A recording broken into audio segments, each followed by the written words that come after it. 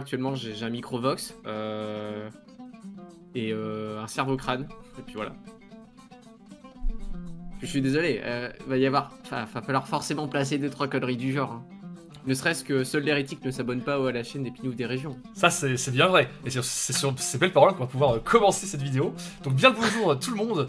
Nous sommes réunis aujourd'hui pour parler de Space Marine 1, le jeu vidéo, en compagnie du chroniqueur, que vous avez déjà vu, et d'un nouveau pignouf, Seti, bien le bonjour, qui sera notre spécialiste Warhammer 40 000 sur cette chaîne. Bien le bonjour à vous. Bien le bonjour. Voilà, alors... c'est le moment où je fais les petites précisions. Oui, je sais, d'habitude, on fait plutôt Heroic Fantasy, la magie, les épées, tout ça. Mais, on parle aussi de stratégie sur cette chaîne, c'est pour ça que des fois on fait des dérives sur Napoléon, par exemple. On parle aussi de jeux de rôle sur cette chaîne, c'est pour ça que des fois on fait des dérives sur Fallout. Et on parle aussi, surtout, et presque, je suis sûr que tu attendais de le dire à la base de cette chaîne, de jeux de figurines, n'est-ce pas, chroniqueur comme tu aimes le répéter. Et comment passer à côté des jeux de figurines si on n'a pas Warhammer 40 000, pardon. Voilà, ce qui explique pourquoi qu'on en parle. Et nous parlons bien du premier jeu aujourd'hui. Donc, comme à notre habitude, comment vous êtes-vous lancé dans ce jeu? Qu'est-ce que vous connaissez rapidement de l'univers avant de vous plonger dans ce jeu? Commençons, chroniqueur. Alors, moi je suis plutôt un joueur Warhammer Battle, je n'ai jamais joué aux jeux de figurines de 40 000, même si je connais un peu les règles, les différentes factions, etc. Mais l'univers de Warhammer 40 000, alors ce qui est un peu rigolo, c'est que j'ai commencé en fait à plonger dedans avec ce jeu à l'époque, donc il y a une dizaine d'années. Ah oui, le jeu est vieux, il a 13 ans, quelque chose comme ça 2011, ouais. C'est ça. C'est ça. Et donc à l'époque où c'était les fameux Let's Play ou Walfruit là sur YouTube. Et moi j'ai découvert d'abord par ce jeu-là, ensuite avec d'autres jeux, notamment les Dawn of War. Et puis après ça a été de la lecture par-ci par-là. Oui, mais donc en fait, tu as découvert le jeu quelque part. C'est ce jeu qui t'a fait découvrir l'univers quelque part. C'est ça. Enfin, je connaissais un peu comme tout le monde, j'avais déjà vu l'image du oui, quand tu baignes dans l'univers jeu de rôle, tu connais Donjons et Dragons, quand tu baignes dans l'univers jeu de figurines, tu connais Warhammer 40 000, quoi. C'est ça, mais c'est vraiment celui-là. Et d'ailleurs, j'y reviendrai parce que j'ai quelque chose d'intéressant à dire à ce sujet. Ouais, fort bien, nous sommes là pour dire des choses intéressantes, c'est pour ça. Mon bon Seti, toi, comment t'es-tu lancé dans ce jeu? Et bah ce jeu, je me suis lancé dedans depuis que j'ai bavé dessus pendant, je pense, 8 ans. Je connais Warhammer 40 000 depuis maintenant une grosse douzaine d'années, facile. Par les bouquins, par les figurines, un peu le jeu de rôle aussi, principalement les bouquins. Qu'est-ce qui t'a fait commencer l'univers de Space Marine de l'univers de 40 000, pardon. Non, quel est le premier truc sur lequel t'as mis ta main sur... Les figurines. Première, c'était les figurines, c'était la boîte Assaut sur Black Reach en 2010, si je dis pas de bêtises, peut-être 2011. Et ouais, ça a été le début de l'engrenage, premier bouquin ensuite, et là on est à plus de 250 bouquins maintenant. Voilà la drogue. Voilà, je n'ai pas de problème, c'est mon portefeuille qui a un problème avec moi. Alors, de toute façon, je pense que ici aucun ne viendra te blâmer.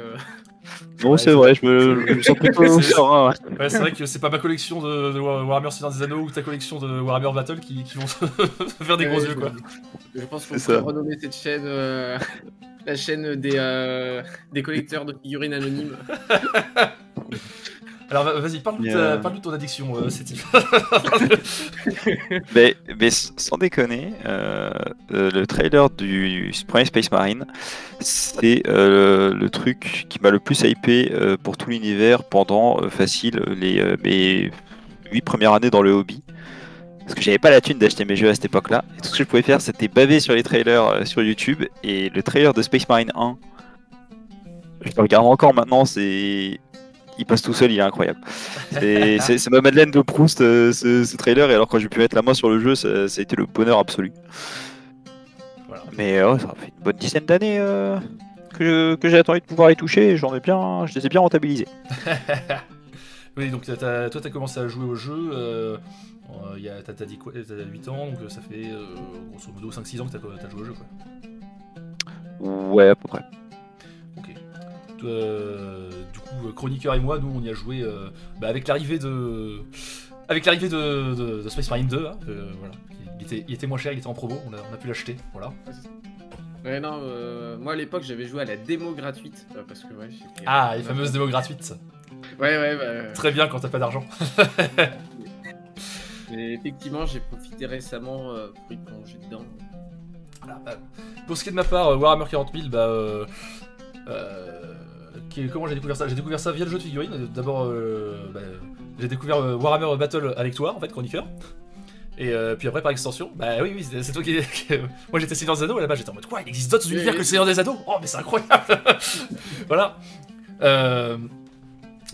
Et du coup, de Battle, tu passes forcément à un moment ou à l'autre de 40 000, vu que c'est le même univers, mais juste avec des flingues à la place des épées, quoi. Mais j'ai jamais trop joué jusqu'à récemment. C'est assez récemment que je me suis mis à jouer aux jeux de figurines avec toi, notamment Seti, ou aux jeux de rôle avec vous deux. Et puis de temps en temps des jeux vidéo. Et puis j'ai commencé du coup à jouer cette année à ce bon Space Marine 1. Mais après, du coup, effectivement, j'avais des bases de l'univers, notamment parce que j'ai ces deux Librius qui m'en parlent tout le temps et qui n'hésitent pas à me parler de Servocrane, de Tsench ou de je ne sais quoi dès qu'ils le peuvent. Qui parle de Tsench? On se demande qui parle de Tsench ici, hein. N'est-ce pas? N'est-ce pas? Je veux des noms. C'est marrant, il n'y a pas trop de réaction. Non, je suis pas moi. Voilà. Alors d'habitude on fait un petit passage. Qu'attendions-nous du jeu? Ce qu'on ne va pas faire parce que comme le jeu est vieux en fait, on a pu comprendre que certains ici l'ont attendu 8 ans, donc ils s'en souviennent peut-être plus que d'autres. Mais... voilà. Mais du coup on va se lancer directement. Donc un avis général, qu'avez-vous pensé de ce jeu? Vas-y chroniqueur. De manière générale. Moi j'ai bien aimé le jeu. Enfin, déjà à l'époque quand j'avais joué à la démo, je trouvais que c'était un bon défouloir. Il y a pas. Le jeu reste assez simple, même s'il peut y avoir un peu de difficulté. Moi j'ai fini le jeu en normal, puis ensuite je l'ai relancé en difficile. Enfin, il reste accessible, même si effectivement, ça demande un peu plus de réflexion. Et faut pas bourriner dans le tas, mais c'est un bon jeu des fouloirs et avec un scénario intéressant. Ouais. Et, toi, tu m'as dit que tu n'as joué que la campagne, tu n'as pas pu jouer en multi. Non, parce qu'en multi, du coup, aujourd'hui 2024, les serveurs se trouvent à une personne, c'est-à-dire moi. Donc voilà. Non, je n'ai pas fait de multi. Toi, Cédric, qu'as-tu pensé du jeu de manière générale, même si je pense qu'on a déjà une petite idée de ce que tu as pu penser de ce jeu. Étonnamment, je l'ai beaucoup apprécié. C'est surprenant, ça. Ouais, vraiment bizarre. Hein. Aucun bien de ma part, vraiment. Mais pour aller un peu plus en détail, pour le coup, j'ai pu faire un peu tous les aspects du jeu, que ce soit multi, PvE, PvP et la campagne. Je sais que la campagne m'avait beaucoup plu. J'avais jamais trop joué à des jeux de ce genre-là, tiers troisième personne, un peu comme Gears of War et compagnie. Donc j'ai jamais eu trop de comparatifs. Et à ce niveau-là, j'ai été très satisfait de la difficulté. Oui, de prendre une difficulté, ça te permet juste de... Ouais, c'est ça, tu te défoules bien en fait. Oui. Tout le ressenti, c'est vraiment là que tu es là pour éclater des trucs et tu éclates bien des trucs. Et t'as bien ce sentiment, c'est ça quoi, c'est... Ouais, un sentiment de puissance quoi. Ouais, c'est ça quoi, c'est tu te relâches et t'éclates tout ce qui t'entoure et c'est bien jouissif quoi. Finalement un jeu très Nietzsche quelque part. Je suis pas sûr que c'est ce qu'ils avaient en tête en écrivant le scénario, mais je comprends. Ouais, vas-y. Et pour ce qui est du PvP et PvP, j'ai eu la chance de pouvoir faire un peu des deux avec des groupes, parce que sinon c'est vrai que les serveurs sont très morts, ont été très morts en tout cas jusqu'à l'annonce de Space Marine 2. Le PvE était mon expérience PvE préférée, tout confondu je crois.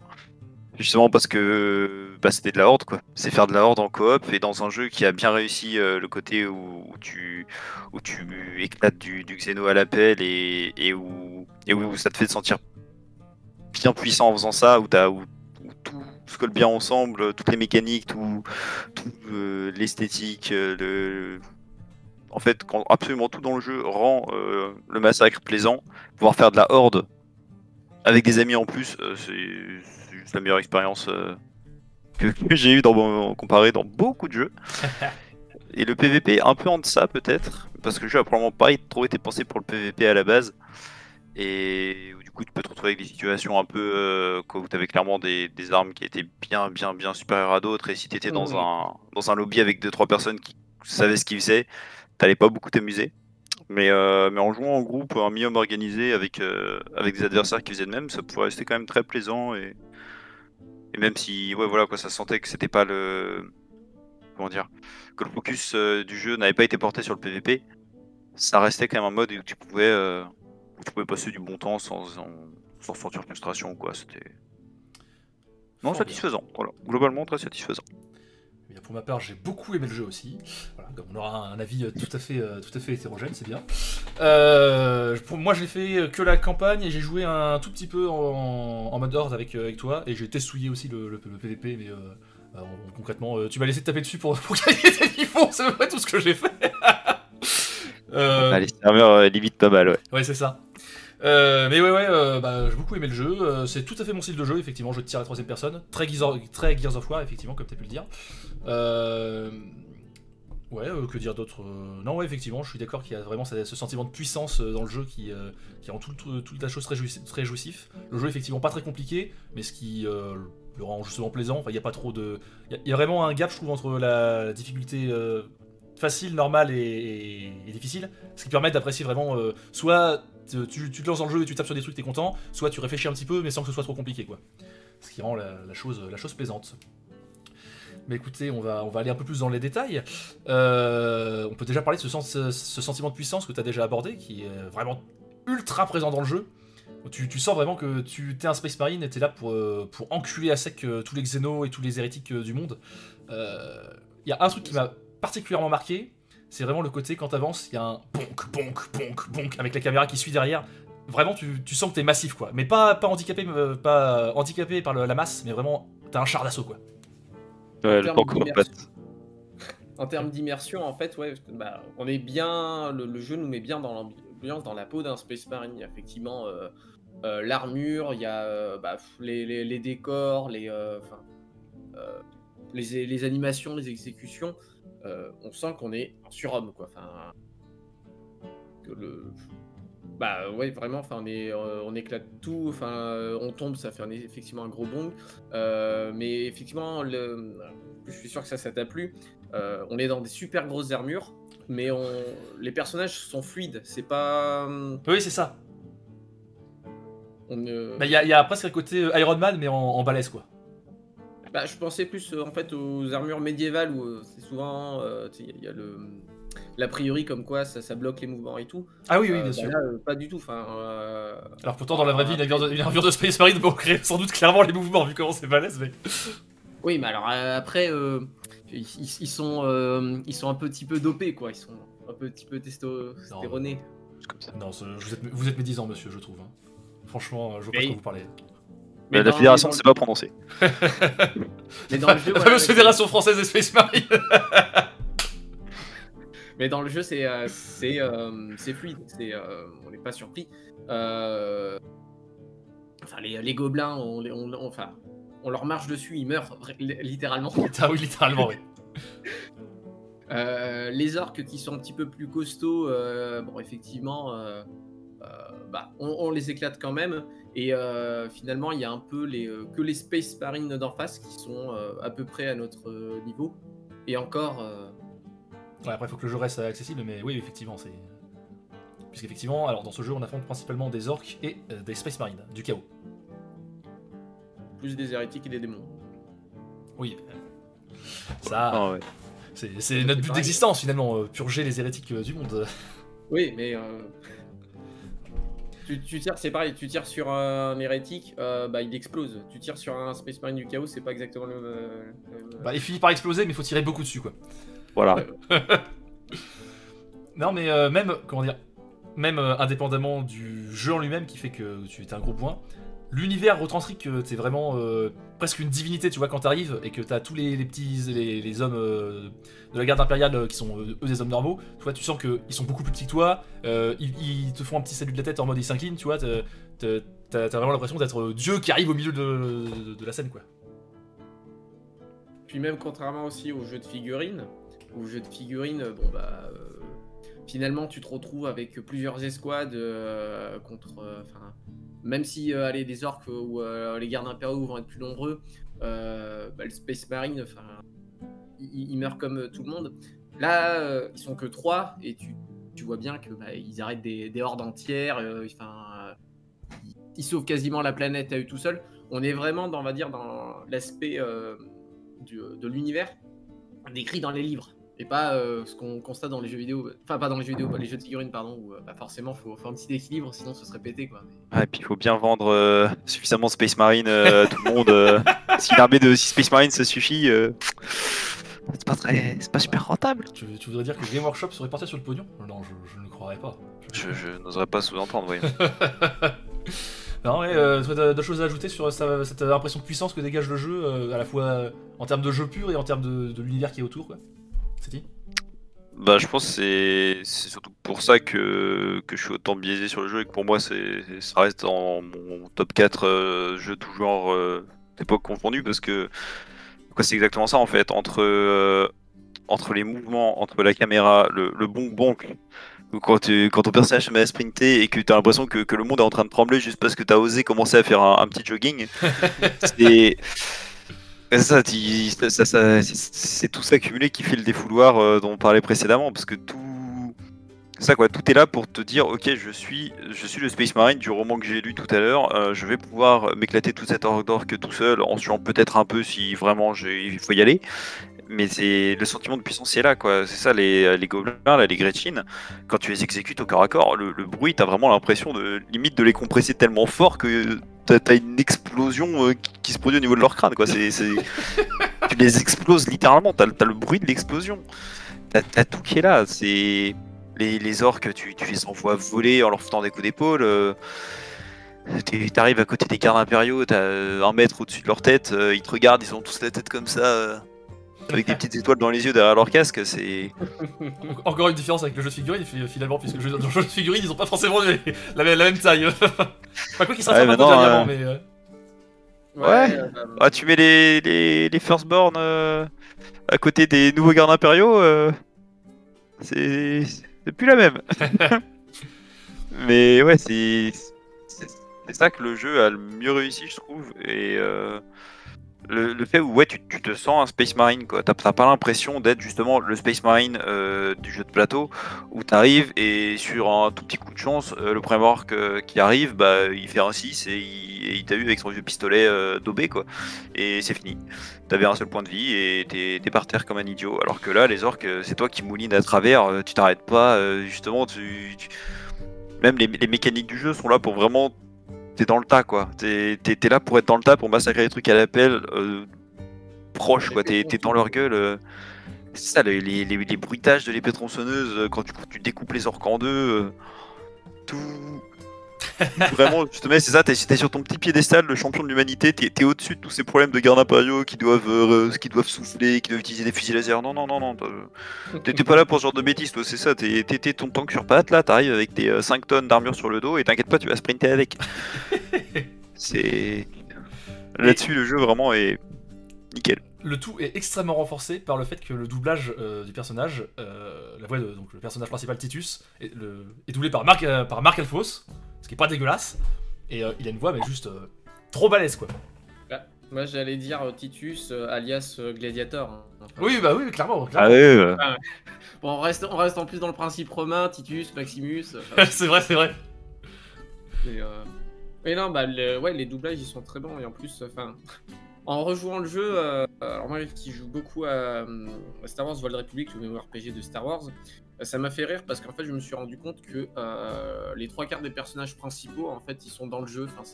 Ah mais oui, de Star Wars Voile de République, c'est incroyable à quel point il y a tous les doubleurs français qui existent que tu peux croiser dans le jeu. C'est... Oui. Bah ouais, parce que c'est ça, Léandros c'est le doubleur du contrebandier, la lieutenante c'est la doubleuse de Vette. Et Sidonius, je suis sûr qu'il fait un certain nombre de PNJ. Ouais, c'est pas la première fois que j'entendais sa voix non plus à Sidonius. Hein, Sidonius, paix à son âme, le pauvre. Ah, il est mort. Ah, Sidonius. Non. Oui, c'est Sidonius. Très bien. Mais Non, mais alors, je pense qu'on a fait le tour sur l'immersion enfin, du Space Marine, mais en transition, j'irais même sur l'immersion de l'univers, c'est ce que je voulais dire tout à l'heure dans la présentation. Mhm. Je trouve que le jeu fait un très bon tremplin pour entrer dans l'univers. Alors, l'univers qui est très très complexe, mais le jeu justement le simplifie à la fois.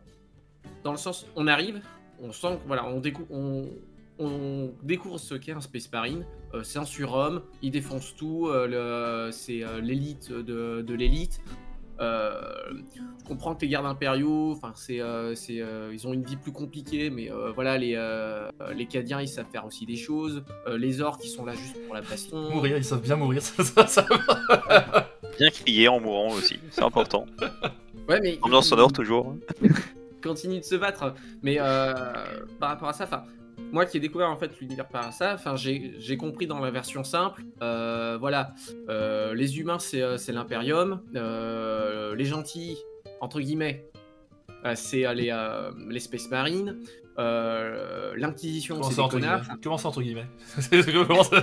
Ah, voilà. Je vais détailler juste après. Enfin, voilà, l'Inquisition, c'est des connards. Moi, je sais que, enfin, je n'aime pas l'Inquisition en fait depuis que j'ai vu le truc. Mais c'est con parce qu'en plus, dans le jeu, c'est pas sa faute si c'est un connard. Oui, mais alors justement, c'est ça que je voulais dire. C'est à la fois une bonne entrée en matière pour découvrir l'univers dans une version simplifiée et accessible. Mais dans le jeu, il y a des cerveau-crânes à récupérer. Ah, je les ai pas eu. Je les ai récupérés sans les lire. Bon, alors, il y a des cerveau-crânes et même en fait 2-3 vox qui sont en train de parler, en arrière-fond notamment dans les usines, en fait qui permettent aussi d'entrer en profondeur dans l'univers et de comprendre que c'est plus sombre que on va dire la version un peu édulcorée, juste si tu joues au jeu et puis tu suis le scénario. En fait, les cerveau-crânes ils racontent des petites histoires. Tu comprends effectivement que l'inquisiteur c'est pas tant un connard que ça, dans le sens que c'est pas à l'origine, enfin il cherchait à faire le bien. Tu comprends que les gens qui vivent, donc c'est sur un monde de forge, donc le monde forge, c'est des gens qui travaillent juste pour produire, c'est le capitalisme extra plus où les gens, enfin ils ont une petite chambre, leur journée ça se résume à aller travailler, retourner dans leur petite chambre, aller travailler, et il y a plein de petits détails comme ça quand tu écoutes, où là, pour ceux qui connaissent l'univers, tu fais ah bah oui, mais ça c'est comme ça que ça se passe. Effectivement, c'est pas joli. Et donc il y a à la fois donc une entrée en matière accessible si tu fais juste le jeu, et en même temps des détails, on va dire du fan service bien amené si tu vas chercher à droite à gauche. Et je trouve que donc c'est le jeu vraiment pour quelqu'un qui ne connaît pas l'univers. Il est très bien pour commencer à découvrir cet univers. Ben, c'est marrant parce que on va avoir plein de désaccords. Moi, je trouve pas justement. Je trouve que c'est un des défauts du jeu dans le scénario, c'est que t'as très peu d'introduction aux choses. Moi, j'ai vraiment eu l'impression que si tu connaissais pas du tout l'univers, mais vraiment rien du tout, tu pouvais avoir du mal à rentrer dedans. Parce que vraiment, en fait, t'arrives. Il n'y a même pas d'explication sur ce que sont les Space Marines, tu vois. T'es juste 3 mecs en armure, ok, très bien. Il n'y a pas d'explication sur les. Concrètement, on te dit voilà, vous êtes 3 mecs en armure, vous arrivez sur une planète, c'est envahi par les orques, tuez-les. Alors, c'est très bien pour le jeu, etc. Mais par rapport à l'univers, tu sais pas est-ce qu'il existe d'autres choses que les orques et les Space Marines, quelle est exactement la place des Space Marines par rapport aux humains. Tu comprends effectivement que t'es un dieu quand t'arrives, t'es perçu comme un dieu, mais il n'y a même pas vraiment de notion d'appel à l'empereur, tu vois. Pareil, il est beaucoup question du warp dans le scénario. Le seul warp, on te dit pas du tout ce que c'est. Ouais, je vois un peu ce que tu veux dire, mais du coup ça rejoint un peu ce que tu disais, c'est que c'est vraiment de la surface, quoi. Justement, en plus, même les factions que tu vas rencontrer dans le jeu, ça va être des orques, que tu reconnais forcément comme des orques, parce que les orques dans toutes les fantaisies possibles ressemblent à des orques. Et donc t'as pas spécialement besoin de beaucoup plus d'infos sur les orques. Les Space Marines, effectivement, t'as pas d'explication particulière dessus, Mais effectivement, tu vois vite que t'es pas comme les pégus de la garde impériale que tu vas vite croiser, que t'es mieux équipé, que t'es plus fort, plus grand, plus endurant, plus respecté, que t'as Alors, un oui, statut différent, mais sans aller en détail. Mais fondamentalement, ouais, ça c'est se rend de la petite surface, quoi. si tu connais rien du jeu, tu pourrais juste croire que t'es, je sais pas, un genre d'agent secret, tu sais, un équivalent de CIA, DGSE au milieu de l'univers, tu vois. Oui, Non. bah. Ouais, mais quand même, en fait. T'es juste un commando avec un entraînement super balèze et des équipements super balèzes, Oui. tu vois. Bah, Oui, plus mais proche du commando que en de soi, t'as l'espionnage, pas. Oui, non, mais d'accord, mais si tu veux, T'as à pas part la. spécialement besoin de plus, je trouve, tu vois, justement, pour vraiment une introduction simple à l'univers, parce qu'effectivement, vu que l'univers est quand même très vaste et très complexe, et c'est très facile de perdre quelqu'un en essayant de lui expliquer concrètement quoi, suffisamment de choses pour justement il ait une vue d'ensemble sur tout, alors que là, justement, la fenêtre qu'ils essaient de t'expliquer, elle est vachement plus resserrée. Alors.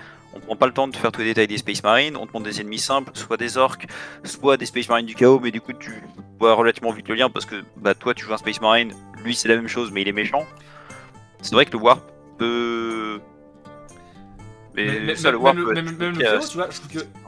Moi je retrouve face à un Space Marine du chaos, je sais ce que c'est, mais si vraiment t'as aucune base, aucune notion de l'univers, tu vois des Space Marines, tu vois des mecs qui sont habillés comme toi, mais juste avec des cordes en plus, tu te dis qu'ils sont méchants, ça c'est sûr, et d'autant qu'ils te tirent dessus, forcément. Mais tu te dis pourquoi ce mec me ressemble alors qu'il est méchant, tu vois, tu te dis qu'il y a une connexion, mais sans la faire. Bah, moi, le jeu, dans le scénario de base, il suffit juste en fait de suivre la trame principale, ils te le disent. Hein. Ce sont des traîtres. Voilà, ce sont... Ouais, mais des traîtres à quoi? Tu sais même Bah, pas vraiment quelle cause tu sais en fait. Tu sais que t'es là pour libérer la planète, mais au nom de quoi, pourquoi, tu vois? Oui, mais justement, c'est ça que je disais, c'est bien en entrée en matière. Enfin, tu comprends que les Space Marines, ce sont les gentils, que ce sont en fait les chevaliers. Et bon, les orques qui sont là pour la bagarre, enfin, c'est pas, ils sont introduits à plusieurs moments dans le scénario, ils te le disent. Oui, bah après, les orques, ce sont des orques, ça c'est sûr. Mais oui, si tu c'est veux, ça. c'est. En fait, le ça... chaos, que le warp aussi te le disent. Enfin, c'est. J'ai eu un petit peu cette impression que. Comment dire? Est-ce que tu. Est-ce que tu vois? Non, en fait, je sais que tu vas pas voir. T'as les films d'animation de DC Comics, avec donc Batman, Superman, etc., qui sont sortis il y a pas si longtemps. En fait, dans ces films d'animation, ils sont très bien, ils sont incroyables, mais ils ont un très gros défaut, c'est qu'ils considèrent que de base, Batman, Superman, tu connais, tu vois. Genre, ils t'introduisent pas leur histoire, leur pouvoir, etc., leurs compétences, etc. Juste, ils sont là, ils font des trucs, tu sais que c'est eux, et voilà, si tu. En fait, c'est pas une bonne entrée en matière pour connaître Batman, parce que bah, tu sais pas d'où il vient, pourquoi, tu vois ce que je veux dire. Et là, j'ai eu un peu cette impression, alors forcément, moi je connaissais déjà, donc je comprenais, mais j'ai un peu cette impression que t'étais hop, balancé dans le truc, et puis vas-y, tu tapes sur des trucs sans avoir besoin de comprendre. Alors, je comprends qu'effectivement, il y ait besoin de simplifier à un moment, parce que effectivement l'univers est très dense, mais j'aurais aimé qu'il y ait peut-être un petit peu plus d'éléments par-ci par-là, tu vois. Ouais. C'est vrai que ouais, c'est là-dessus qu'ils ont dû se dire, parce que n'importe qui est à fond dans Warhammer et qui a déjà essayé d'en parler pour convaincre des copains ou quoi de s'y intéresser, c'est que c'est très simple de vite balancer trop. Oui. Et qu'il y a tellement trop à balancer avec Warhammer 40 000 pour introduire qui que ce soit à l'univers, qu'ils ont peut-être justement pris le parti un peu, comment dire, pas de la facilité entre guillemets, mais de vraiment rester à la surface, et que si le prémisse du coup te plaît, bah que tu iras derrière par la suite chercher, te renseigner sur l'univers, sur le jeu, etc. Mais oui, c'est vrai que l'histoire est quand même pas non plus extrêmement longue à finir, donc il n'y a pas le... Moi ça m'a pris, ouais, grosso merdo 8 heures pour faire la campagne, quoi. C'est ça, t'as pas tant de temps que ça où ils peuvent te balancer le lore de l'univers à la face, quoi. Ça passe quand même relativement vite, quoi. Après, ouais, mais ça reste une entrée en matière et qui amène après, voilà, si ça t'a plu, tu vas pousser plus loin et c'est comme ça que tu vas aller chercher les cerveaux crânes, que tu vas aller commencer à lire à droite à gauche. En fait, je sais exactement comment te décrire la chose. Pour moi, c'est une entrée en matière. Faut déjà que de base, t'aimes l'idée grosse armure tapée sur des orques. Tu vois ce que je veux dire? Si vraiment tu connais rien à Space Marine, tu connais rien à Warhammer 40 000, juste tu rentres dans un jeu vidéo et pareil, t'es pas trop particulièrement habitué. Voilà, tu joues ça vraiment comme un jeu vidéo où tu t'es dit oh j'ai vu passer, je teste, tu vois. Est-ce que y a même un côté où tu pourrais oublier un peu l'univers, tu vois. Tu pourrais juste te dire, bon, y jouer comme t'as joué à Chivalry, tu vois, par exemple. Genre Chivalry, t'as pris ton épée, t'as tapé sur des trucs, bon, tu sais vaguement qu'il y a l'ordre des maçons et puis Agatha, mais tu vas pas du tout chercher plus sur l'univers du jeu, tu vois. Et il y a peut-être un petit côté ça. Effectivement. Après, Après, c'est vrai que si tu ouvres le jeu et que t'es pas déjà dans le délire grosse armure taper sur des orques, c'est probable que tu n'iras pas t'intéresser plus loin dans tous les cas, quoi. certes, c'est pas faux. Oui, non mais oui. Mais, ouais. mais oui, c'est vrai que le jeu ne va pas aller extrêmement loin pour te mettre dans l'univers au-delà de l'action immédiate du jeu, quoi. Les infos de contexte que tu as, elles sont principalement sur ce que tu vas rencontrer dans le jeu, du coup sur ton monde forge, avec les deux Space Marines qui t'accompagnent, les quelques traîtres que tu vas croiser. Tu vois, mais effectivement, le contexte n'est pas très large, quoi. Si je devais faire une comparaison avec un autre jeu Warhammer 40 000 qui est Darktide, là pour le coup t'es beaucoup plus introduit dans l'univers. Alors que pourtant il y a beaucoup moins de scénarios. Bah, parce que Darktide t'arrives, en fait t'es dans une prison et on te dit hop vas-y t'as été prisonnier pour te rédempter, je fous pas le mot en français pour te... Merde. On va dire rédempter, on va utiliser un barbarisme, tant pis. On va t'envoyer dans un endroit extrêmement dangereux qui est envahi pour faire des missions, quoi. Bah, justement, moi, Darktide, à l'inverse, je suis pas d'accord là du coup, puisque si tu sais pas ce qu'est la garde, il y a plein de choses que tu comprends pas. Si tu sais pas ce que c'est l'Inquisition, il y a plein de choses que tu comprends pas. Si tu sais pas ce que c'est Nurgle, ça il t'explique pas. En plus, il part du principe que t'es un troufion, tu obéis aux ordres et puis tu te poseras des questions tout seul dans ton coin si ça t'intéresse. Ouais. Darktide, j'avais cette impression là, alors que. Ouais, mais en fait, la garde, t'as pas besoin d'introduire plus. C'est une armée, quoi. C'est une armée. Concrètement, c'est ça la garde impériale, c'est une armée, tout simplement. L'acquisition, bah tu comprends que c'est eux qui dirigent un peu l'armée, tu vois. Ouais, et puis au travers des cinématiques que t'as, au fur et à mesure que tu montes en rang, tu vois un peu plus, comment dire, le côté pernicieux qu'elle peut avoir avec les informateurs qui vont du coup te faire que les informations remontent plus haut, ils organisent des opérations. Je reviens un tout petit peu sur ce que j'ai dit, c'est vrai que dans Darktide, t'as toute une histoire de traître à découvrir. Quand t'as la révélation du traître, t'es en mode c'est qui ce mec là, c'est la première fois que je le vois, tu vois. Non, tu la vois dans toutes tes cinématiques. Oui, mais elle dit rien et puis donc en fait. Oui, mais c'est pareil, t'es plongé aussi dans même tout ce qui est esprit de la machine et tout, avec Adron là qui t'insulte de valet dès qu'elle le peut. Moi je trouve que justement Darktide, là c'était un jeu adressé déjà aux gens qui connaissaient. Alors, parce que moi je maintiens pour Space Marine parce que c'est ça moi encore une fois qui m'a fait découvrir l'univers. Avec le film qui devait être sorti la même année, là, le film. Le film Ultramarine, ouais. Ouais, qui était pas trop mal. Mais... Il était. C'est ça qui m'a fait découvrir l'univers. Encore une fois, tu comprends vraiment dans la. Moi, j'avais l'impression de comprendre dans la version simplifiée. Voilà, les gentils, c'est les Space Marine et l'Imperium. Les orques sont là pour la bagarre. Les chaos, c'est les méchants. L'Inquisition, c'est des connards. Après, évidemment, tu plonges un peu plus dans l'univers, tu comprends qu'il n'y a pas vraiment de gentils, il n'y a pas vraiment de méchants. Si, l'Empire est gentil. Toujours. C'est très important. Ouais. J'aime beaucoup les gardes impériaux, ils ont pas non plus la vie la plus paradisiaque qui soit, quoi. Mais si, mourir au nom de l'empereur, quelle plus grande vie. Non, alors on peut enchaîner un peu vite fait sur le scénario lui-même du jeu. Après, le scénario en tant que tel est bien, tu vois. T'as peu de personnages, mais leurs relations sont bien développées, tu comprends bien leur motivation, où est-ce qu'ils veulent aller, pourquoi ils sont là. Et puis même pendant le jeu, comment dire, tout est très clair, tu vois. Genre, quand tu vas avoir fini une partie, un chapitre, et qu'on va te donner ton prochain objectif, ça va pas être un pavé de texte ultra complexe où tu vas devoir interpréter la moitié. Le jeu, il te guide par objectif de 4 mots, peut-être max. Il te dit, va là-bas, casse ci, fais ça, fais ci, et mais en même ça temps, reste simple. Et en même temps, tu vois, c'est pas dénué de contexte. Tu vois, quand on dit va là-bas, on te dit va là-bas pour aller récupérer telle chose. Tu vois, Ouais. C'est pour ça les quelques cinématiques lient bien le tout du. Bon, c'est du couloir, mais tes différents couloirs sont bien liés les uns aux autres. T'as pas de. Il y a pas un moment où tu te demandes qu'est-ce que je fous là, tu vois. Paradoxalement, il y a eu il y a quelques années, comment dire, un développement des jeux à monde ouvert, etc. Et avec un mépris pour les jeux couloirs. Moi, je trouve que ça m'a fait beaucoup de bien de revenir à un jeu couloir de base où juste t'avances. Y a pas de, tu dois tourner 3 à droite, 3 à gauche, où tu vas chercher un petit peu trop. Juste t'avances, voilà, c'est simple, rapide, c'est clair, ça te monopolise pas ton esprit, tu vois. J'ai vraiment apprécié l'idée de retrouver un vieux jeu couloir à l'ancienne, quoi. T'as pas 64 secondaires, 20 récoltés, 3 millions de Pikmin Ouais, voilà. à 15 km, c'est non, là, t'as un objectif, il est dans cette direction, vas-y. Ouais, et puis ça donne une dynamique aussi l'histoire. Enfin, moi personnellement, là en refaisant le jeu en 2024 complet, à aucun moment en fait j'ai trouvé ça long ou ça s'essoufflait.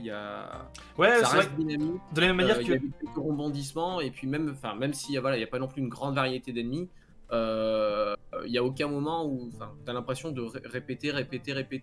Ouais, puis en plus, les nouveaux ennemis sont introduits de manière suffisamment comment dire, rythmée pour que ça évolue ça fasse évoluer un petit peu ta façon de jouer, ça fasse un peu changer tes techniques, etc. Non, puis de la même manière, en fait, il y avait un mépris pour les jeux couloirs, il y avait aussi un mépris pour les jeux courts. Et en fait, exactement comme ça m'a fait plaisir de retrouver un jeu couloir, ça m'a aussi fait plaisir de retrouver un jeu court. Tu vois, t'as pas 60 heures à mettre sur le jeu pour pouvoir le finir, tu vois. Ouais. Bah voilà, tu disais 8 heures la campagne. Et après, tu peux te la refaire. C'est pour le coup, la refaire dans la dernière difficulté, c'est très satisfaisant sans être pour autant. T'as pas l'impression d'être un gars qui découvre Dark Souls et qui se fait éclater par le premier ennemi qui croise, quoi. Mais ça reste un. Comment dire, t'as pas à investir beaucoup de temps pour avoir et la satisfaction d'avoir fait l'histoire en facile, difficile, et tu peux quand même le refaire en très difficile, mais sans avoir à non plus encore y investir des centaines d'heures, quoi. C'est ça le jeu et te demande pas beaucoup en fait. Tu vois, alors Quelque part, que tu vois. à côté des choses comme Baldur's Gate, tu vois, alors j'aime beaucoup, j'adore le jeu, mais les Mm. 80, faut avoir 80 heures à enfiler dans le jeu, quoi. Ouais, moi je suis à 20 heures là sur le jeu en ayant fait une première fois et refait en En fait, 10. t'as fait 2 fois la campagne, donc 2 fois 10 heures, tu vois, c'est. Voilà, et je pense que ce qui a perdu aussi pas mal de temps, c'était du coup les temps de chargement, puisque j'ai testé comme le mode horde tout seul, et à chaque fois ça mettait longtemps à charger, donc... Ah oui, mais c'était le côté, on te cherche un gars pour jouer sur le serveur, mais. Ouais. non, parce que du coup je faisais des Il n'y a parties personne. privées, mais si tu veux, en fait, pour que... comme c'est ton meilleur score qui comptait, en fait, tu terminais la partie, tu devais en relancer une si tu voulais changer de personnage. Tester Ah oui, d'accord. Et voilà. Donc, il me semble que, ouais, allez. J'ai peut-être fait ça, la campagne faite en 2 fois, ça m'a peut-être pris 16 heures, mais tu vois, j'ai fait le tour en faisant les succès, les cerveau-crânes, les machins. Alors, dans la continuité de ça, c'est que ce qui est à la fois une force et un défaut, c'est que le jeu est vieux et que ça se sent. Il y a des mécaniques de jeu. Alors, du coup, on a un jeu couloir, on a un jeu court, ça c'est très bien. Mais il y a des mécaniques de jeu, on sent que tu vois, les touches sont plus forcément adaptées au positionnement des claviers des habitudes de jeu actuelles. Il y a peut-être des choses qui pourraient être améliorées en termes d'ergonomie, etc. Les graphismes sont très bons, encore aujourd'hui. Pour l'époque, ils étaient très bien, encore aujourd'hui, ils sont très bien. Mais voilà, surtout au niveau des contrôles, j'ai senti qu'il y avait peut-être un petit peu de. On a un jeu d'il y a 10 ans dans son jus, quoi. Ouais, moi, je... Et encore, il me semble que le jeu à l'époque, quand il est sorti, c'était une mini révolution dans le genre. le problème quand il est sorti, c'est qu'il était entouré de gros jeux qui étaient un peu similaires et du coup où il est un peu passé pour typiquement Gears of War, tu vois. Mais Gears of War qui était une bien plus grosse licence à l'époque, alors que Space Marine, Warhammer, tout le monde s'en foutait. Et du coup, t'as un jeu qui ressemble à Gears of War, qui a l'air d'avoir le même gameplay, etc., mais qui n'est pas Gears of War. Bon, en fait, à sa sortie, personne n'en a rien eu à faire de Space Marine. Mais c'est vrai Et qu'il a il a été vachement assimilé à ça. C'est ce jeu-là qui a créé notamment le fait de pouvoir récupérer de la vie sur des Glory Kills. Voilà, alors qu'aujourd'hui tu l'as dans tout, tu l'as dans Doom, tu l'as dans God of War. Space Marine a inspiré Doom. Space Marine a inspiré Doom, exactement. Mais ouais, même en y repensant, il me semble que c'est peut-être le premier bon jeu vidéo de l'univers de 40 000. Il est pas plus vieux que ça. Il y a Dawn of War 1 qui est sorti. Ouais, Dawn of War Après, voilà, ouais. Après, il y a Dawn quand même of pas War, il est beaucoup de jeux. Le premier Dawn of War, je crois bien. Après, de manière générale, il n'y a pas beaucoup de bons jeux qui Warhammer 40 000. Il n'y a pas beaucoup de jeux tout court, hein, j'ai envie de vous dire. Dawn of War 2004. Justement, ces dernières années, là, il y en a eu quelques-uns. Des jeux Warhammer 40 000, il y en a une flopée quand même. Ouais, maintenant, oui. À l'époque. Ah, à l'époque, je sais pas. À l'époque, t'avais Dawn of War et c'est tout. Hein. En bon jeu, tu t'arrêtais là. Hein. Après, non, je dis ça, mais il y en a des vieux que je connaissais pas. Typiquement Chaos Gate. Là, ils ont ressorti Chaos Gate Demon Hunters, mais il y avait un premier Chaos Gate qui existait à l'époque. Je sais pas ce qu'il vaut, j'ai jamais joué. Je crois que pour le coup, lui, il était bien vieux. Peut-être qu'il était bon pour son époque aussi, mais. Mais oui, pour le coup, Space Marine, en 2011, en jeu d'action Warhammer, bah, t'avais pas vraiment de compétition. Et Ah quand oui, même, il y ça. aurait eu de la compétition, il aurait éclaté. Ce qui... ouais, c'est ça, à cette époque-là, t'avais pas grand-chose à te mettre sous la dent, quoi. Pour ce genre de gameplay en Ah Warhammer. non, mais après, je dis pas que le jeu était mauvais, le jeu était sans le moindre doute très bon pour son époque. Je dis juste que aujourd'hui, en 2024, ça se sent qu'il y a quand même, il y a eu des améliorations de jeu. Enfin, il y a certains éléments où le jeu a mal vieilli. On avait pu jouer avec VP notamment. Lui, VP, c'est ce qu'il a ressenti. Bon, après, il aime pas les vieux jeux de manière générale, mais 2011, ça va. ouais, non, mais tu vois, il y a des placements de touches que tu sens qu'il y a eu des améliorations depuis, tu vois, ou des changements d'armes, des Oui. trucs comme ça. Effectivement, Dawn of War, c'est 2004, le premier. Ouais. Et c'est le jeu auquel je pensais, Chaos Gate, c'est 98. Oh putain. Ouais. Et ça a la tête, de l'année. Hein. Mais ça se trouve, c'était très bien. Je crois que j'ai jamais entendu mal de ce jeu, mais j'en ai jamais entendu grand chose tout court. Ah oui, après. Je sais que pendant longtemps, 40 000, ils ont eu la réputation de faire des mauvais jeux vidéo. Et là, c'est que ces 4-5 dernières années où il y a une flopée de jeux qui sont sortis et de bons. Concrètement, au 40 000, à part ces dernières années, à part Darktide et du coup Space Marine 2. Ah si, à la limite, il y avait Dawn of War 3, mais pareil, il avait pas eu des si bons retours que ça, mine de rien. Bah, il a flop, mais ouais. Déjà, le 2, il avait ses moyens, le 3, il avait été nul. Mais non, en vrai, tu cherches pas, il y a plein de petits autres jeux. Il y en avait un notamment tout incarné, un guerrier du feu-tôt. Ah, Fire Warrior. Ouais. Oui, après, il y a des. Ah oui, il y a les. Un petit AJ aussi. Il y a les Fleet Armada aussi. Battlefield Gothic. ouais. Ouais, Battlefield Gothic Armada. 2003, Fire Warrior. Après, t'as eu. Bon, Eternal Crusade, on va alors. Il est ce qu'il est. Mais t'avais eu le Diablo-like Inquisitor Martyr qui était sorti récemment. Ah, c'est vrai. Pas récemment. Bah, Je dis récemment maintenant, mais. Il n'avait pas eu des si bons retours que ça, tu vois. Non, clairement, il a. Je sais pas s'il a fait un flop, peut-être pas jusque-là, mais il a jamais non plus vraiment décollé, quoi. Et t'as eu beaucoup pas. Il y a plus de jeux qui sont sortis, c'est sûr, mais les gens en fait par défaut considéraient que Warhammer 40 000 avait de moins bons jeux parce qu'à côté t'avais Warhammer qui avait des Total War qui étaient excellents à chaque fois, quoi. Non, puis je pense aussi que il y a beaucoup de jeux similaires qui sortaient plus ou moins à la même époque, tu vois, avec les mods, qui étaient mieux en tant que tel. Tu vois, pourquoi tu jouerais au Diablo-like si t'as Diablo à côté, tu vois? Exactement. Avec quand même qualité Diablo, parce que ouais, pour avoir testé Inquisitor Martyr, je préférerais retourner jouer à Diablo 4. Voilà. Pareil, sur un dernier élément que moi j'aime plutôt bien, mais que je comprends qu'on puisse ne pas aimer, c'est qu'on finit les. Pareil, dans l'idée vieux jeu, on finit les boss sur des QTE. Alors moi j'aime bien le côté QTE, le côté vraiment t'as la cinématique pour achever le boss, tu vois. Mais je comprends qu'on puisse ne pas aimer, qu'on puisse préférer l'achever soi-même, tu vois ce que je veux dire? Là pour le coup, je comprends. C'est que tous les connaissances à qui j'ai discuté, qui j'ai joué avec ce jeu, ouais, là-dessus ça divise un peu, on va dire. Moi j'ai pas pareil, les QTE ça me dérange pas pour la fin quoi. C'est à la limite un peu relaxant après tous les efforts, ça calme un peu. Non, puis mais ça baigne très dans son jeu à l'époque, tous les jeux étaient comme ça. Je sais pas si tu te souviens, chroniqueur du jeu sur DS de The Clone Wars. Voilà. Non, pas le pouvoir de la force, ça c'est plus vieux encore. The Clone Wars, un jeu The Clone Wars sur DS où t'affrontais les Sœurs de la Nuit qui a fait un verre. Ah ouais, tout à fait. Pareil, il y avait beaucoup de QTE là-dessus. Et beaucoup de jeux de manière générale de cette époque qui avaient des QTE, quoi. Mais après, là, finalement, il n'y a que le dernier, puisque le Big Boss Orc, tu le finis juste en fait en faisant l'exécution finale, mais comme n'importe qui. Et puis, après, voilà, si on finit sur un dernier point, on va peut-être revenir sur aussi ce qui vous a marqué dans ce jeu. J'ai encore plein d'autres points à aborder, moi. Très bien. Parce que les exécutions du jeu sont quand même, ça fait partie des choses mémorables. On a parlé effectivement, c'est ce jeu-là qui a créé le système d'exécution. Qui a créé le système d'exécution, qui a créé le système d'exécution tel qu'il est actuellement. Et oui, effectivement, elles sont variées. En fonction des armes, en fonction du positionnement de ton personnage, en fonction du type d'ennemi. Il y a effectivement pas mal d'exécutions et elles sont assez jouissives de manière générale, quoi. Ah bah oui, enfin, je pense que n'importe qui a joué à ce jeu, dans sa tête, se souviendra toute sa vie de comment utiliser une épée tronçonneuse sur le crâne d'un orc. Enfin,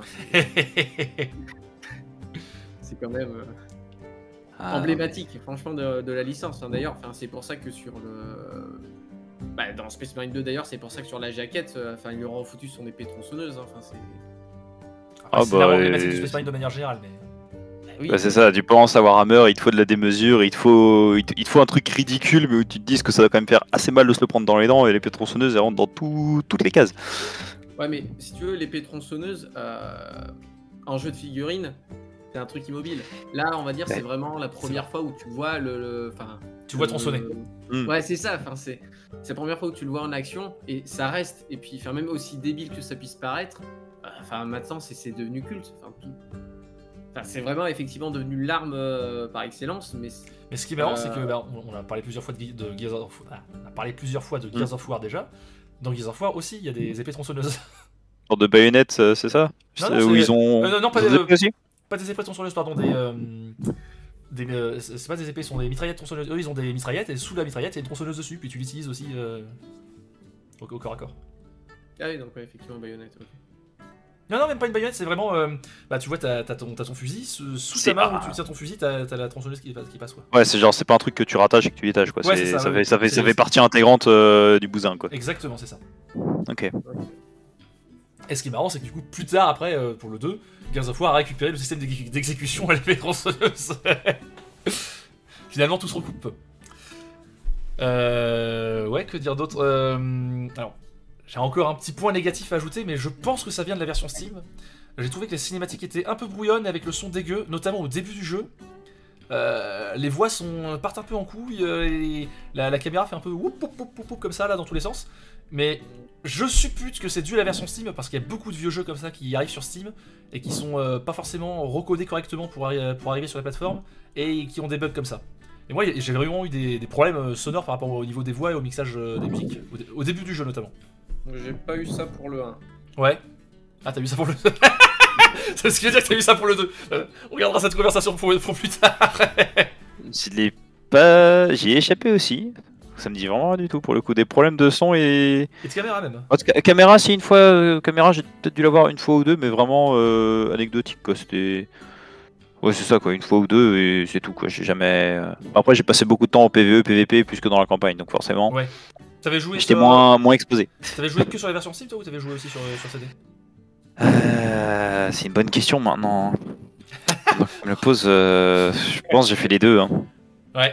Bah, tu vois, peut-être et un monde où. Ouais. Sur la version Steam, tu vois. C'est bien possible. Je viens d'y repenser. Tu me demandais pour le scénario. Il y a aussi un truc, moi, je sais qui m'avait marqué, c'est que à la fin du jeu, c'est pas une happy end. C'est enfin, le personnage principal. Il est accusé d'hérésie, donc il est emmené. Enfin bon, on s'imagine en prison. Pour ceux qui connaissent pas bien l'univers, quoi. Sidonius, il a été tué. La nouvelle Bleusaille, je comprends qu'elle a échoué. Enfin, moi je sais. Alors, après, ça fait partie des éléments que je disais que pour le coup. Alors là, c'est pas forcément une introduction à l'univers, mais en fait, la fin est pour le coup un peu trop ouverte, je trouve. T'attends une suite, tu vois. Alors la suite, du coup, on l'a, mais on l'a 13 ans plus tard, quoi. Ouais, ça a été laborieux de l'avoir. Là, nous, on y joue alors que le deuxième jeu vient de sortir. Mais si t'avais joué au machin en 2011, t'arrives sur cette fin, mais attends, je veux savoir ce qui se passe après, je veux une suite. Moi, dans ma tête, c'était fini, quoi. Enfin, c'était. Bah non, parce que t'as quand même une grosse porte qui est laissée ouverte de la question de pourquoi Titus peut résister au chaos, tu vois. Parce que pour le coup, ça c'est un truc qui était présenté comme anormal. Ouais. Ouais, mais pour moi, ne pas avoir de réponse, ça concordait. Enfin, surtout que bon, maintenant que maintenant que le deuxième jeu arrive, la question ne se pose plus. Mais là. Bah, ça pouvait rentrer un peu dans la case du pas se compliquer la tête avec l'histoire, que ce soit pour le joueur, tu vois, que t'es pas. C'est simple, tu vois, genre ok, que Titus, tu sais pas pourquoi il a une résistance, c'est vachement pratique pour le scénario. Certes, c'est vrai, mais voilà. Mais quand même, la question revient en boucle dans le jeu. Dès que cette résistance apparaît, et elle apparaît assez tôt, elle revient de manière régulière. Et tu te dis quand même, si ça revient de manière régulière, c'est qu'il doit y avoir, sur le fonctionnement du fusil de Chekhov, normalement, dans un récit, quand tu introduis quelque chose, tu dois l'utiliser à un moment. Là, c'est pas du tout utilisé. Donc tu te dis, j'aimerais bien quand même qu'on me dise pourquoi, comment, qu'on l'utilise, quoi, tu vois. Il y a un monde où ils s'attendaient à un plus grand succès du jeu et pouvoir commencer à développer une suite plus tôt, et qu'ils se sont fait bouger par Gears of War 3 qui est sorti, je crois, genre littéralement 3 semaines après Space Marine. Mais oui, c'est vrai que la fin laisse un peu... Bah c'est ça quoi, c'est heureusement que maintenant on a une suite, mais ouais, pendant 13 ans on l'a attendu cette suite quoi. On l'a bien attendu. Et Honnêtement, ça m'a pas fait ça pour moi. Enfin, c'était une question auquel on n'aurait jamais la réponse parce que ça restait secret aux mains de l'Inquisition. Enfin, je suis très content d'avoir une suite, hein, mais pour moi, ça faisait partie de ce genre d'informations. Voilà, on n'est pas obligé d'avoir une réponse. J'entends, mais tu peux entendre que ça puisse créer une frustration aussi, tu vois. Ah oui, bah, c'est pour ça qu'encore une fois, effectivement, le 2 était très attendu. Les SIS. On se souvient des aspects, mais on en reparlera évidemment. Oui, après, alors le jeu a un autre gros défaut qui aussi est dû à l'époque. Il y a beaucoup d'interruptions cinématiques. C'est-à-dire qu'il y a vraiment... tu veux massacrer des trucs pendant 3 minutes, et pendant 3 minutes, tu vas avoir du dialogue et de la cinématique, tu vois. Non. Bah, moi, j'ai pas du tout eu cette impression. Ah ouais. Moi j'ai vraiment eu l'impression qu'il y avait beaucoup d'interruptions du jeu, en mode... là on fait parler les personnages et il se passe rien, tu vois. Ah bah il y a des moments où il se passe rien, mais du coup il n'y a pas d'action. Oui, non, mais oui, justement, tu vois. Et j'ai trouvé qu'il y avait vraiment. C'était compartimenté et peut-être un peu trop compartimenté, tu vois. Ouais, mais pour moi, c'est ça qui donne la dynamique au scénario. Bah, aucun moment tu te commences à te faire chier parce que ça devient mou. Quand t'es dans la baston, c'est la baston. Et oui, puis, alors. entre-temps, t'avances, mais t'as le scénario qui t'explique, tu comprends où tu vas. Enfin, c'est la guerre, il y a l'opération, t'es l'objectif, machin. Ouais, puis après, t'es pas non plus. Comment dire. T'es pas dans la baston. Dès que la baston se termine, cinématique, et à la fin de la cinématique, ils te déposent au nouveau couloir pour le reste de la baston. Bon, parfois ils te le font, mais t'as des passages où justement ils te laissent marcher tranquillement d'un point A à un point B pendant que l'exposition se fait dans tes oreilles, quoi. Moi, comment dire, fait qu'ils alternent un peu entre les deux, voilà, cinématique et moment où c'est juste toi qui fait ton petit trajet, tes 500 mètres de marche à pied là en marchant au ralenti pour que le mec ait bien le temps de t'expliquer tout le scénario dans les oreilles. Moi j'avoue que ça m'a pas dérangé. Ça m'a pas dérangé, mais je pense que c'est vraiment la limite, tu vois. Genre il y a des moments, il y a 2-3 petits moments où je me suis dit bon allez, c'est bon, j'ai compris, je tue des trucs là, tu vois.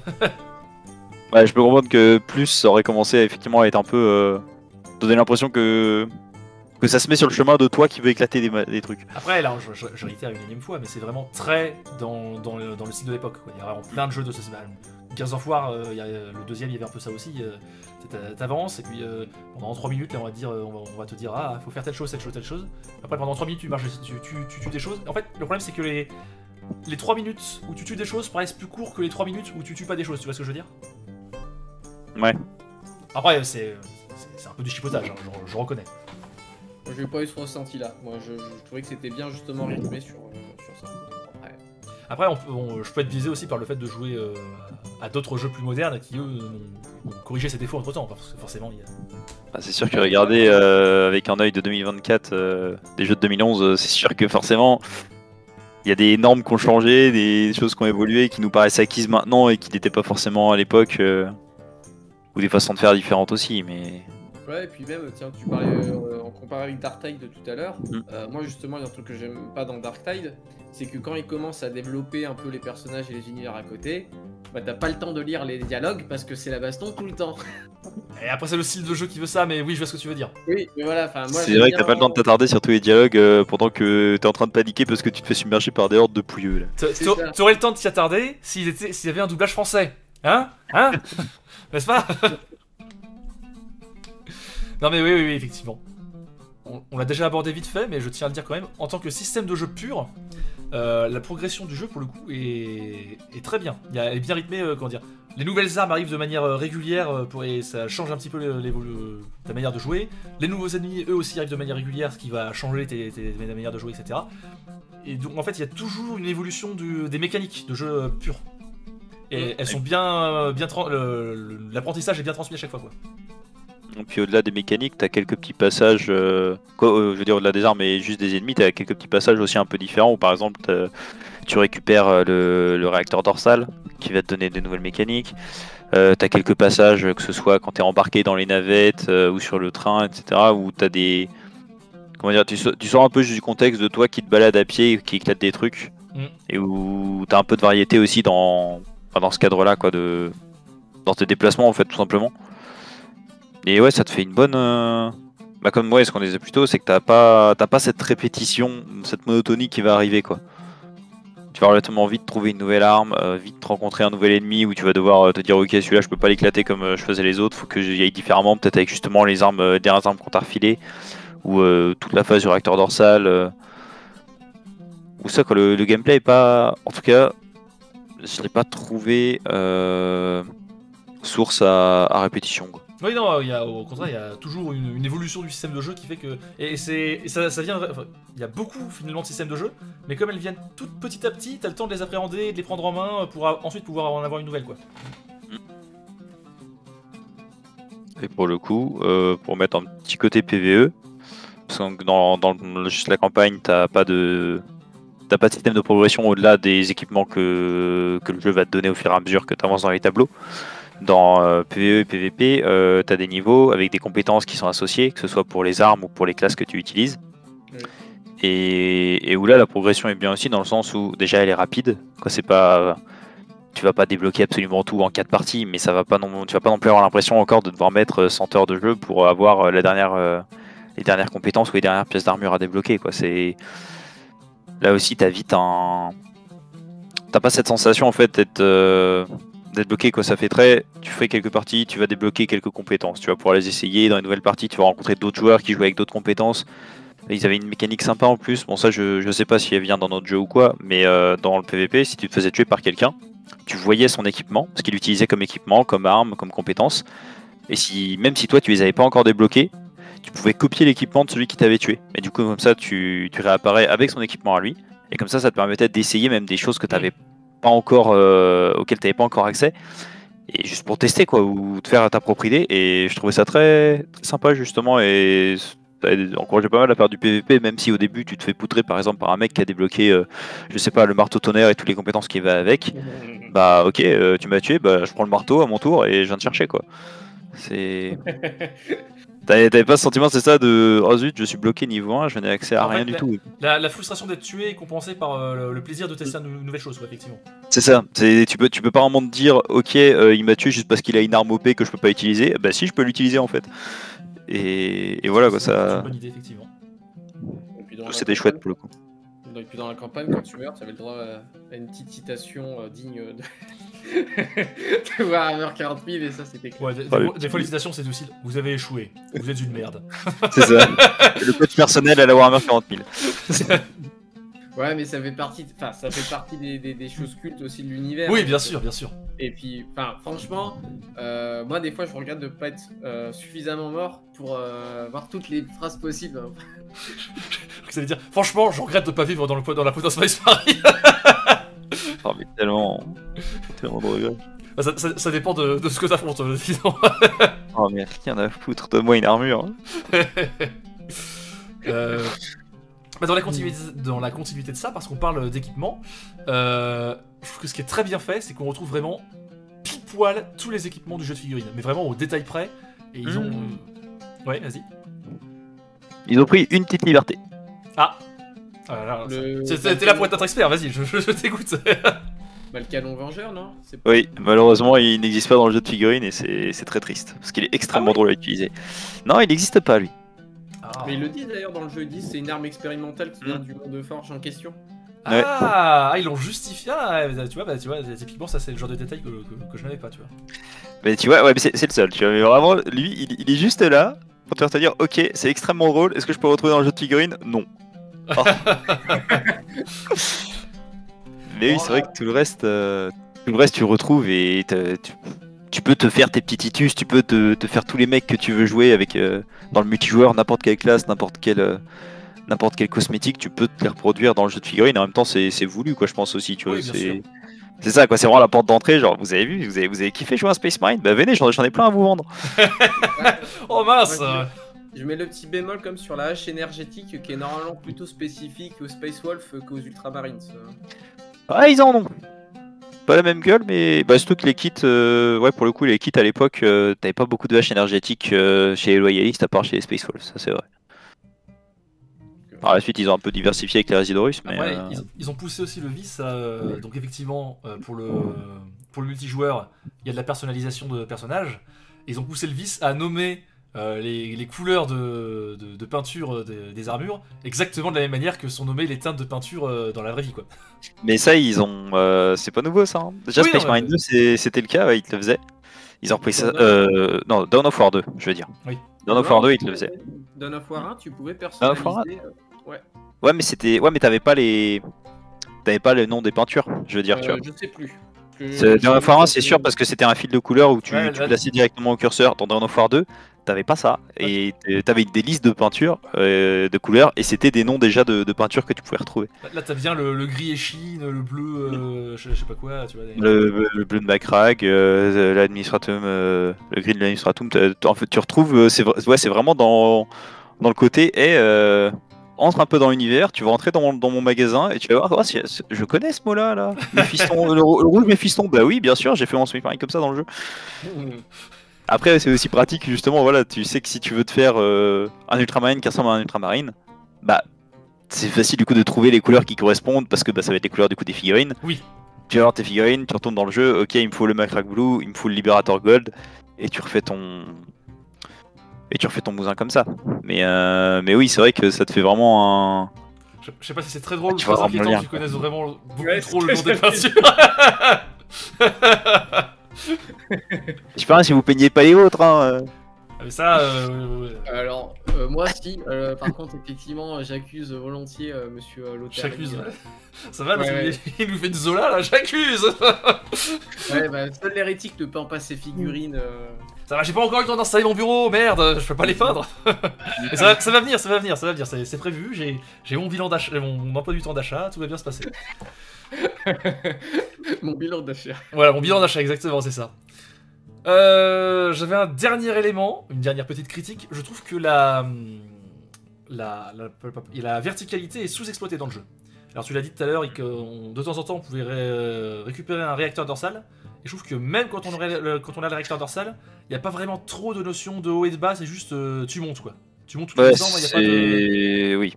n'y a pas de stratégie mise en place par rapport à la hauteur, et puis pareil, il y a pas... Alors, il y a aussi le fait que ce soit un jeu couloir qui veuille ça, je pense, que tu puisses pas... Bah ouais, mais il y a des moments où tu te sens presque un peu étriqué alors que tu peux voler quoi. Bah c'est sûr que je crois que c'est surtout à la deuxième fois que tu récupères le réacteur dorsal, si je me souviens bien. C'est un peu de temps que j'ai pas refait la campagne. Où ouais, t'es plus dans des couloirs qui sont moins hauts, alors que la première fois t'es dans un espace ouvert où au moins t'as pas de plafond en fait. Où vraiment quand tu découvres le réacteur dorsal, là tu peux faire tes grands bonds de 500 mètres dans le ciel. Mais ouais, c'est vraiment en mode saut de puce quoi. Tu sautes juste pour mieux redescendre. Quoi, c'est pas de. C'est vrai que c'est pas exploité au-delà de ça, quoi. Tu vas pas aller escalader un immeuble, rentrer par une fenêtre ouverte pour aller redescendre, pour trouver d'autres ennemis. C'est les seuls moments où tu montes, ça va être pour t'écraser plus vite sur un mec qui est en dessous, quoi. Oui, parce que bon, le réacteur dorsal, il est pas là pour voler, hein. Il est juste là pour écraser. Pour faire des atterrissages agressifs. Il y a quand même certaines armes qui étaient juste surpétées et le réacteur dorsal en faisait partie. Après, tu vois, je trouve que c'est... Alors, je l'aborde très vite fait, on aura le temps d'en reparler un autre jour. Je trouve que c'est un défaut qu'ils ont corrigé beaucoup dans le 2. Parce que j'ai vu, dans le 2, il y a beaucoup plus de notions de haut et de bas, quoi. J'ai encore fait la campagne du 2, j'avoue. Ne serait-ce que dans les cartes PVP. Ça oui, par contre, ouais.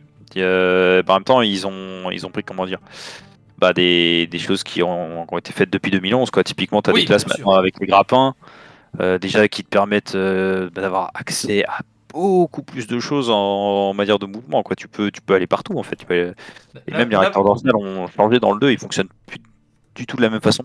N'abordons pas trop ce qui se passe dans le 2, nous, on aura le temps de le voir un autre jour. Voilà. Chaque chose en son temps. Pour le 1, ça a été dit tout à l'heure, mais à l'origine, le 1, c'était pas prévu du tout qu'il y ait du PVP. Alors que maintenant, un jeu aujourd'hui qui est pas du PVP, en termes de longévité de jeu, ça réduit vachement quand même. Alors, ça dépend beaucoup du type de jeu, mais effectivement, pour ce type de jeu-là spécifique, qui est un jeu de tir, à un moment, tu veux tirer sur des vrais gens, quoi. À ne pas sortir du contexte.